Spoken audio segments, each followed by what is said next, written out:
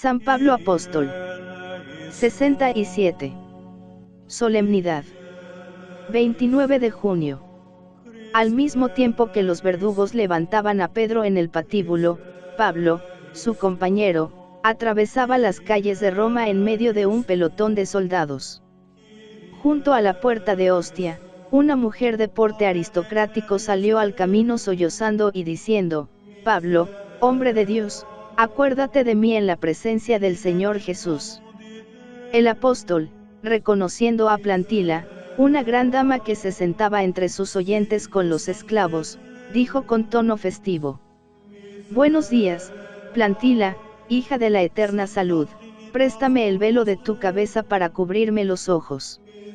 En el nombre de Cristo, dejaré a tu dilección esta prenda de mi afecto. La escolta siguió la vía ostiense, acercándose de cuando en cuando a las aguas del Tíber, y deteniéndose en un valle desierto y silencioso. Allí Pablo rezó mirando hacia el oriente, recibió una vez más en su accidentada existencia la caricia de las varas, vendó sus ojos con el velo de la ilustre Patricia, y tendió su cuello a la espada. Así murió aquel hebreo incomparable, aquel luchador heroico, aquel ciudadano romano, que mereció más que nadie ser llamado ciudadano de todo el mundo. Poco tiempo antes había podido decir aquellas palabras sublimes: he combatido el buen combate, he terminado mi carrera, he guardado la fe. Ahora está reservada para mí la corona de la justicia, que Dios, justo juez, me dará en su día, no solo a mí, sino a todos los que suspiran por su advenimiento. No es que esté cansado el viejo atleta, se siente más fuerte que nunca, con la fortaleza de la fe, pero debe irse, porque ha llegado a la meta. Nadie podía imaginar lo que había corrido aquel hombre desde el camino de Damasco, lo que había luchado aquel fariseo, que empezó combatiendo a los discípulos de Jesús, y, transformado repentinamente, se había obstinado durante 30 años en una terrible y gigantesca aventura. Nadie corrió más que él, y no en vano, como él mismo dice, no como quien azota el viento, sino con la mirada fija en el término infalible, empujado por el anhelo de la gloria de Cristo, aguijoneado por el espíritu del triunfo, esperando contra toda esperanza, sin desalentarse jamás, poseyendo su alma en la paciencia, él, que fue el más impaciente de los hombres. Ya conocemos sus primeros pasos, le hemos visto guardando los mantos de los que apedrearon a Esteban, derribado en el camino, convertido en un vaso de elección, hemos admirado al gran propagandista, que defiende los fueros de la libertad cristiana en el Concilio de Jerusalén, que deja ciego con una palabra al mago Alimas, que se lanza a través del Asia, hollando sendas desconocidas, juntamente con su amigo San Bernabé, organizando iglesias, luchando con los judíos y los gentiles y levantando como un faro el nombre de Cristo en medio de las tinieblas. Su figura se agiganta sin cesar, sus empresas se hacen más vastas, sus pensamientos, más altos, su ardor, más furioso. Es el año 52, va a empezar la segunda misión. Con 2 o 3 compañeros, o una pequeña escolta, o a veces solo. Pablo se interna de nuevo en el imperio inmenso de los ídolos, países bárbaros, ciudades paganas, caminos enseñoreados por cuadrillas de bandidos, y, lo que es peor, colonias hebreas fanáticas y rencorosas. Primero, la visita a las iglesias formadas unos años antes, de Antioquía a Licaonia, de Licaonia a Pisidia, de Pisidia a Gelasche, ganándose el pan con sus manos como un obrero, caminando con los pies ensangrentados, anunciando a un Dios nuevo donde reinan tantos dioses, al Mesías profetizado, Hijo de Dios, Señor, Redentor y Juez de vivos y muertos, a un Dios que 20 años antes recorrió vagabundo las provincias de Judea, y fue rechazado por el pueblo y colgado en un patíbulo por blasfemo y sedicioso. Predica en las sinagogas, pero los hebreos se tapan los oídos, gritan furiosos y se conjuran para asesinarle. Predica a los gentiles en las plazas y en los anfiteatros, y mientras unos se hacen sus discípulos, otros se amotinan, le apedrean y le maldicen. Camina como un huracán de oriente a occidente, incendiando el aire con las llamaradas de su voz, va y viene, se aleja y súbitamente reaparece cuando nadie le espera. Se le expulsa de todas las ciudades, y a todas llega de nuevo con mayor intrepidez. La persecución le exalta, la contradicción renueva su energía y su fe en el triunfo. En esta segunda misión, su mirada escruta los más lejanos horizontes. Ya ha evangelizado la región de Gelasche, está enfermo, la fiebre le consume, pero el celo le devora. Se interna por caminos nuevos, atraviesa el Jalis, deja atrás la ciudad de Al-Zaire y camina en dirección a las llanuras inmensas del Pantou. Detrás de él está el mundo romano, delante, las regiones del Éufrates, cuna de antiguos imperios. El brillo lejano de Nínive y Babilonia parece deslumbrarle un momento, pero su genio práctico reacciona, guiado siempre por el espíritu, vuelve a saludar a los gálatas, y siguiendo hacia occidente a través de la Frigia y la Misia, entra en el valle de Escamandro y deja a su derecha las pendientes hirsutas del Ida majestuoso. Ha llegado a Troade, la tierra clásica llena de ritmos homéricos. Allí, el mar le alucina, pero no se decide a dar el salto. Su ruta no obedece a un plan riguroso, unas veces va donde le lleva el camino, otras, donde ve una posibilidad de éxito, atento siempre a las inspiraciones del guía invisible que le acompaña. Ahora el guía habla con toda claridad. Durante el sueño se le aparece un hombre de cuya espalda cuelga una clámide y cuya cabeza cubre un sombrero de amplias alas. Es un macedonio, que le dice, ven a mi tierra, ayúdame. Y a los pocos días se embarcó para Filipos. Una mujer llamada Lidia, que traficaba en púrpura, fue allí el primer creyente, su casa, el primer refugio del cristianismo occidental, y aquella colonia de veteranos de Roma, el primer suelo europeo que Pablo enrojeció con su sangre. Irritado por el éxito de su predicación, el pueblo se arrojó un día sobre él y le arrastró ante el tribunal de los duumviros, gritando, este judío alborota la ciudad y propaga costumbres que no podemos aceptar los romanos. Pablo y sus compañeros sufrieron el tormento de los azotes y fueron arrojados en un calabozo, en compañía de las arañas, los ratones y las sabandijas. Una alegría incontenible llenaba sus almas. El carcelero les oyó cantar, vio una luz que inundaba la prisión, sintió el ruido de las cadenas que caían rotas, creyó, fue bautizado y trajo de comer a sus presos. Y todos juntos partieron el pan del amor. El pobre hombre se presentó al día siguiente, rebosando de gozo, para transmitir la orden de sus jefes, salid y marchad en paz. Pero, en medio del dolor, Pablo conservaba su buen humor para reírse bondadosamente de los magistrados. Di a esas gentes, contestó, si es que se puede tratar así y despellejar a unos ciudadanos romanos.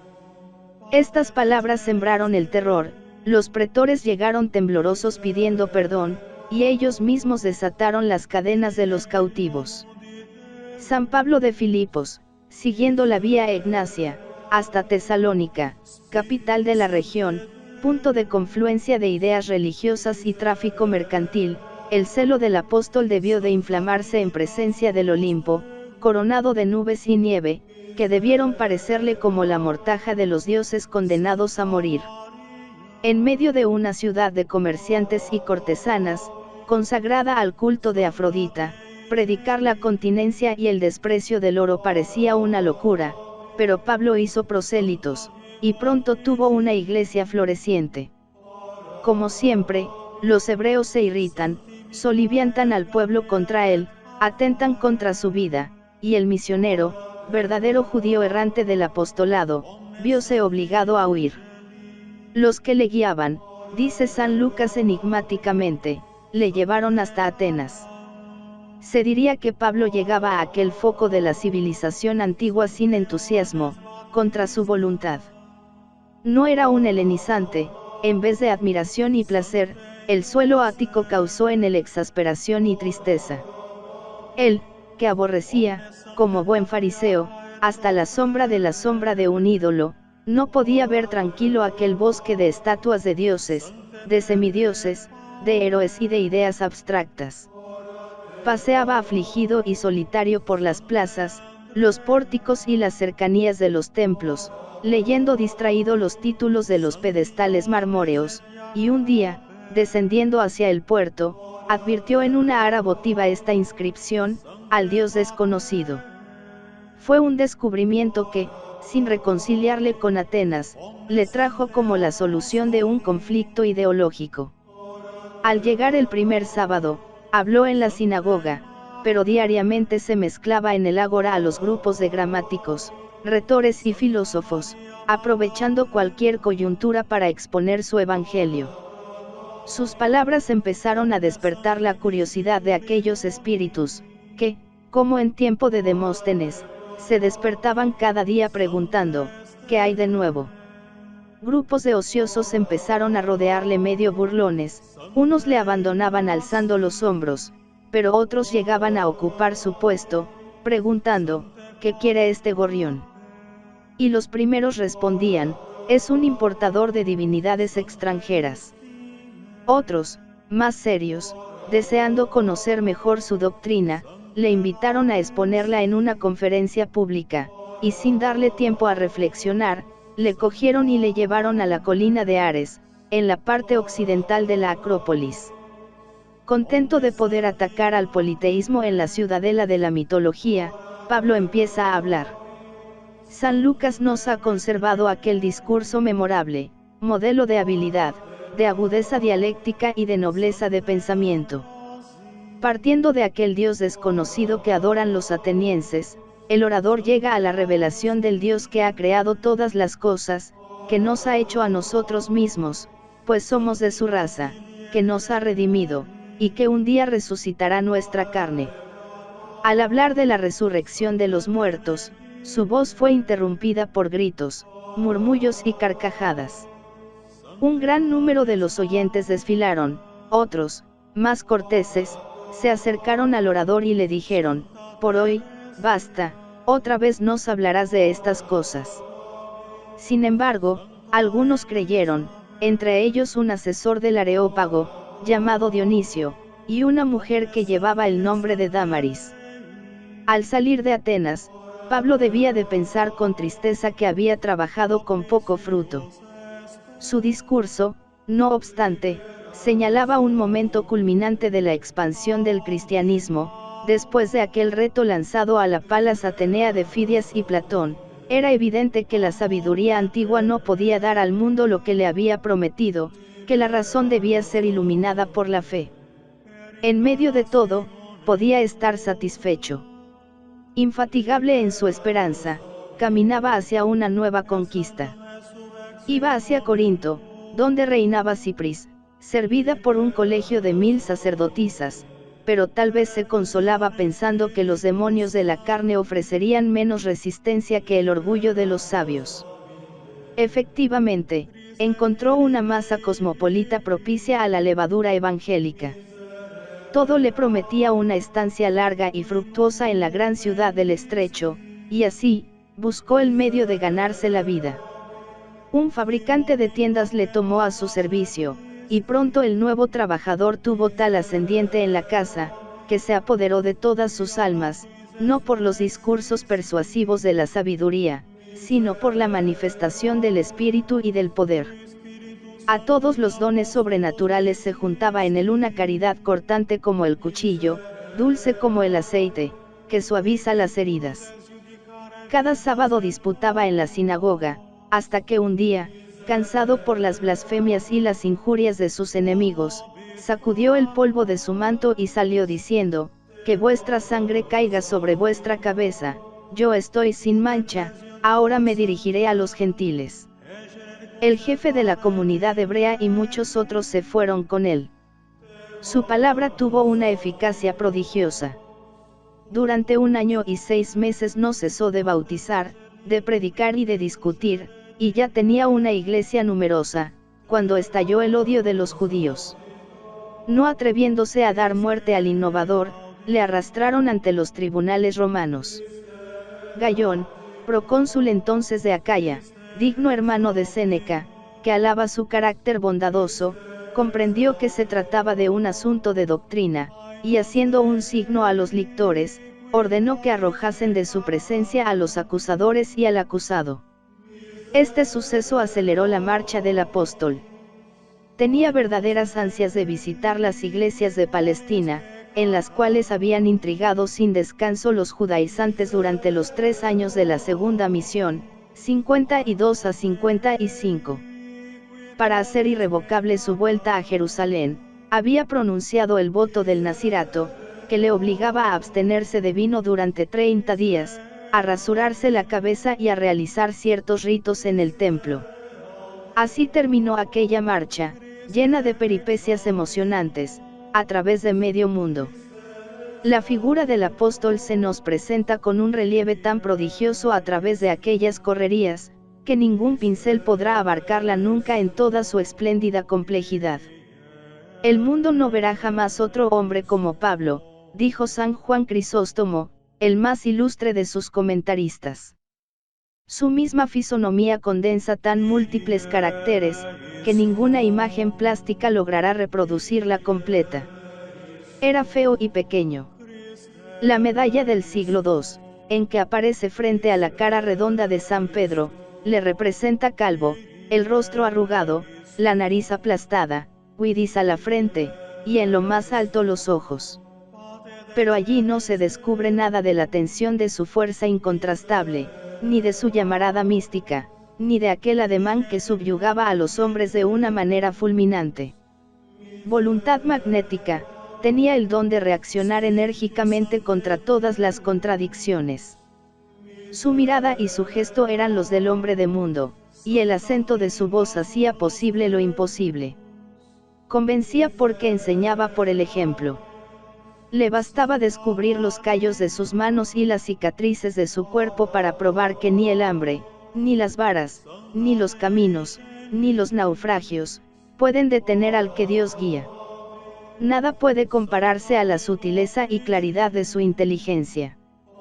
Con la lámpara de la fe en la mano, descubre en las conciencias misterios que ni los más grandes filósofos habían llegado a adivinar. Es un psicólogo sutilísimo, un dialéctico formidable, un estilista único. Sin embargo, ni razona, ni analiza, ni escribe por puro placer, sino solo por iluminar las almas, por transformarlas, por lanzarlas a Dios. Tenía una gran cultura, capaz de deslumbrar a los hombres más cultos, como nos lo prueba la burla del procónsul Festo: has leído mucho, Pablo, y eso te ha vuelto los sesos agua. Sin embargo, desprecia la ciencia rabínica, las disciplinas de los retóricos y las disputas profanas de los sabios. Discurre de una manera violenta, rápida, intuitiva, dramatiza sus argumentos, los deja sin completar, arrastrado por el torbellino de las ideas, y lo mismo sus premisas que sus conclusiones, se nos presentan tumultuosamente y de improviso. Poco importan los saltos ideológicos, las transiciones oscuras, las salidas inesperadas, si seguimos investigando bajo la oscuridad aparente, que en realidad es profundidad, encontraremos luminosidad radiosa, y el escritor acabará subyugándonos con su vehemencia huracanada, por su límpida amplitud, por su lirismo. La frase de San Pablo es su misma palabra vibrante y nerviosa, con la nerviosidad apasionada de un hombre que, en virtud de los principios de la razón, ha logrado el dominio perfecto de sus ímpetus terribles, de un hombre que, a diferencia de San Pedro, más que un temperamento impulsivo, tiene una violencia razonada y dogmática. Al leerle nos parece escuchar sus disputas en las sinagogas. Hasta se diría que se resiste a escribir, aunque en realidad no escribe, él dicta y Timoteo recoge sus argumentos. No puede estar en todas partes, y esto le obliga a extender la palabra muerta sobre la hoja muerta del pergamino. Pero las iglesias reclaman soluciones urgentes, aquí un cisma, allí una persecución, más allá un escándalo, o un ataque de la herejía, o el terror de la parusía cercana. Y llega la carta con la solución neta, firme, definitiva, y con la solución, aquellos consejos prácticos que condensan toda la moral cristiana y aquella teología inmensa que ningún comentario ha podido agotar todavía, aquella doctrina, siempre profunda y precisa, nunca hipotética o vacilante, que nos lleva de misterio en misterio, de claridad en claridad, como reflejando en un espejo la gloria del Señor, desde las lejanías de la predestinación hasta las magnificencias del reino celeste, desde el abismo de la caída a las sublimidades de la redención, de la comunión de los santos, de la humillación del Verbo y de la acción misteriosa del Paráclito en las almas. ¿Y quién ha cantado como Pablo la caridad? No basta aquel himno de la primera epístola a los Corintios para consagrarle como poeta soberano. Siempre que oigo esa trompeta espiritual, exclama el Crisóstomo, me estremezco de júbilo, me inflamo, y hierve mi pecho en un deseo celeste, me parece oír una voz amiga, ver un rostro inolvidable, escuchar al mismo Pablo exponiendo el reino de Cristo. Todo lo que sé, si sé alguna cosa, se lo debo a la agudeza y bondad de este ingenio, porque he de confesar que no tengo valor para apartarme de su lectura. Por un momento, el hombre cuyo destino parece ser caminar siempre, nos da la impresión de haber encontrado una residencia fija. Sin embargo, no descansa. Está en Éfeso trabajando y enseñando. Ha empezado su tercera misión, 55 a 59. La gran metrópoli asiática, nudo de todas las rutas orientales y occidentales, es un punto estratégico para arrojar la semilla evangélica. Según su método, empieza en la sinagoga, pero a los 3 meses tiene que romper con los judíos. Entonces alquila por 2 horas, de 11 a 1, el gimnasio de un profesor de filosofía, y allí instruye a sus discípulos. El resto del día surce y teje para ganarse el pan, y por la noche va de casa en casa, animando a los fieles, convenciendo a los paganos y exhortando, con lágrimas a los judíos a la penitencia. Una puerta grande y poderosa se abría delante de él, según su propia expresión, pero los enemigos son muchos, añadía con tristeza. Y más tarde podría decir, al combatir en Éfeso con las bestias feroces, ¿qué fruto he sacado, si los muertos no resucitan? Los magos y encantándoles empezaron a envidiar sus poderes sobrenaturales, muy estimados en aquella ciudad famosa por sus libros de encantamientos, por sus prácticas mágicas y por su afición a los misterios de la brujería. A la envidia se juntó el interés. Los orfebres advirtieron que no vendían tantos objetos religiosos como antes. Había disminuido, sobre todo, la venta de imágenes de Ártemis, que era la patrona de la ciudad. Un demagogo se propuso explotar esta circunstancia para arruinar al predicador judío, y estuvo a punto de conseguir su objeto. Excitado por sus palabras, el pueblo se amotinó contra el apóstol, y se dirigió hacia el anfiteatro, gritando furioso, «Grande es la Ártemis de los Efesios». Exaltado por el peligro, Pablo quiso lanzarse en medio del tumulto, pero los hermanos le disuadieron y le sacaron de la ciudad. Sus huéspedes estuvieron a punto de perecer, todo eran odios, persecuciones y emboscadas contra el hombre que era todo una brasa incandescente y palpitante de amor. Esta prueba le dejó completamente abatido. «Me encuentro abrumado», exclamaba, hasta el punto de no saber cómo vivir. Una fatiga mortal había agotado las energías de su cuerpo, el hombre exterior, en mí, se desmorona. El interior, sin embargo, se renovaba constantemente, cuando estoy débil, entonces soy más poderoso. Y añadía magníficamente, a fin de que no pongamos la confianza en nosotros mismos, sino en Dios, que resucita a los muertos. Nuevamente aparece en la Hélade, visita las iglesias antes fundadas, funda otras nuevas, y por primera vez llega hasta el mar Adriático. Mi campo de acción, dice a los romanos, se extiende en todos los sentidos, desde Jerusalén hasta la Iliria. Pero ahora piensa en Roma, en los confines del imperio, en Finisterre. Aquí ya no hay sitio para mí. Hace muchos años que deseo veros. Si voy a España, espero, de paso, veros, y después de haberme saciado en cierto modo de vosotros, vosotros me pondréis en el camino de aquella tierra.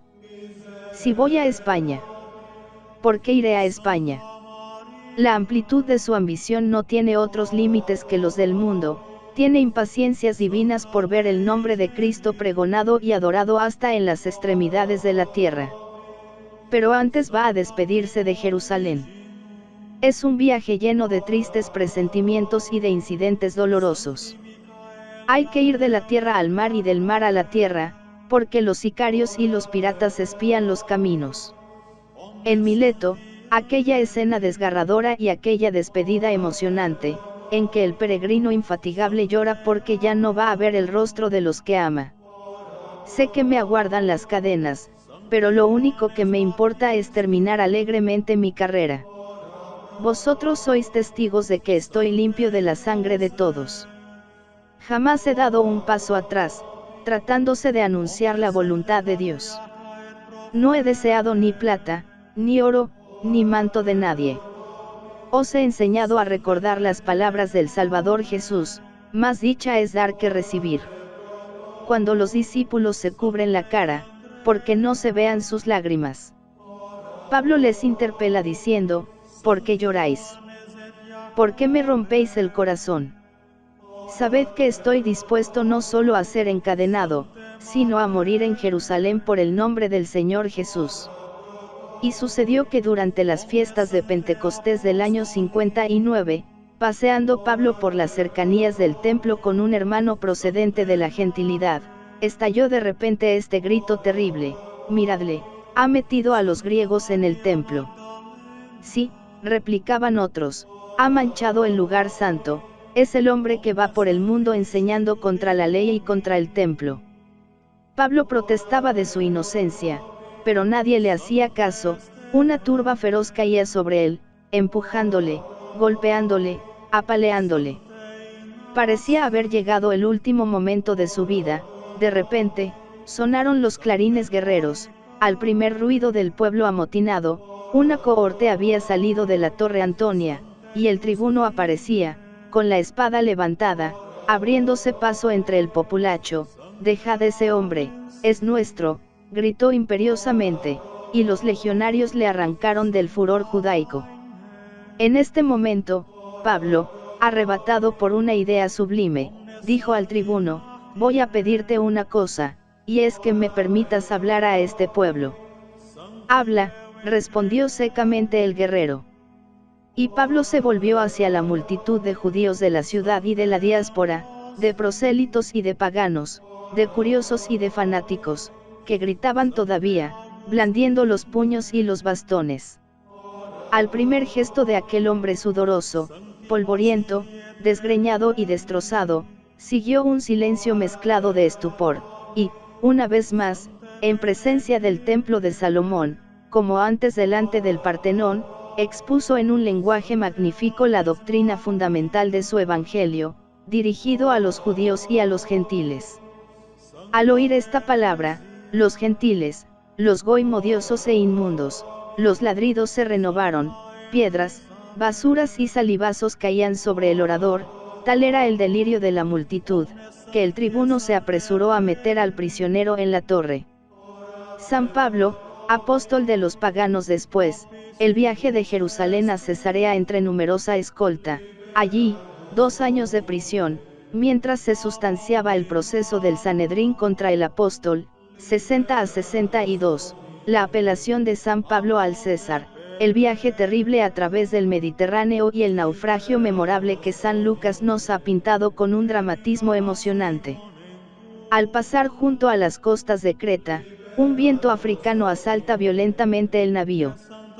Pablo previene el peligro, pero el capitán sonríe escéptico, alzando las espaldas, y da la orden de avanzar. Súbitamente, las montañas de la isla arrojan sobre las aguas un espantoso huracán. El Euroáquilo, gritan los marinos, aterrados. Hubo que arriar velas y dejar la nave a merced de la noche y de la tempestad. El mar rugía, y las olas tocaban las nubes, como si las agitase una horda de demonios. Los días pasaban, y el sol se obstinaba en ocultarse. Una mañana, cuando todos se juzgaban perdidos, Pablo, siempre en el puente, hizo renacer la esperanza.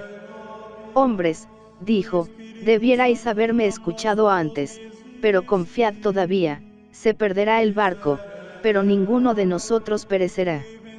Os lo digo en el nombre del Dios a quien sirvo». Al día siguiente se oyó el ruido del áncora, que arañaba el fondo. Se acercaban a tierra. Temblaron pensando que podían encontrar un arrecife, lanzaron 4 áncoras para evitar el peligro, y cayeron en otro peligro mayor, el agua llenaba el barco.